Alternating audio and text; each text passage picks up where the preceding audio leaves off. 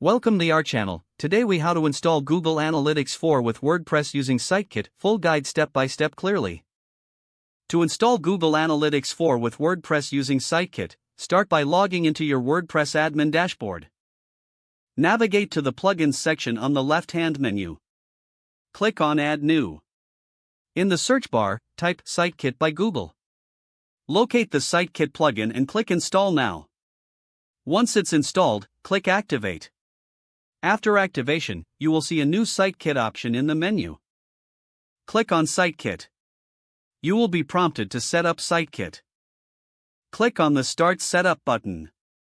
Sign in with your Google account that you want to link to SiteKit. Allow SiteKit the necessary permissions to access your data. Follow the on-screen instructions until you reach the Setup Completion page. Now, go to the dashboard under the SiteKit menu. Click on the Connect Service button next to Google Analytics. You will be redirected to select your Google Analytics account. Choose your account and property, then select Create a new Google Analytics 4 property if prompted. Click on Configure to set up your Google Analytics 4 property. Now you'll need to choose your data streams. Click on Add Stream. Select Web as your platform. Fill in your website URL and name your stream. Click on Create Stream. You will receive a measurement ID. Keep this handy for later. Return to your WordPress dashboard and in the SiteKit settings, paste the measurement ID you just copied. Click Save Settings to apply your changes.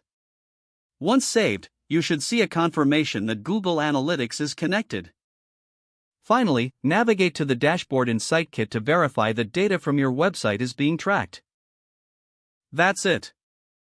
You have successfully installed Google Analytics 4 with WordPress using SiteKit. If the page does not load, refresh the browser or try again in a private or incognito window. Make sure you are using the correct email address, then retype it carefully to avoid small typos.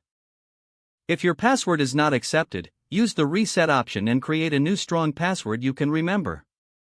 Check your spam folder for verification or security emails, then complete any requested confirmation steps. Enable two-factor authentication if available to improve account security and reduce unauthorized access risk. After signing in, review your profile details so your contact information and settings are accurate and current. Don't forget to like this video and subscribe to our channel for more step-by-step tech guides.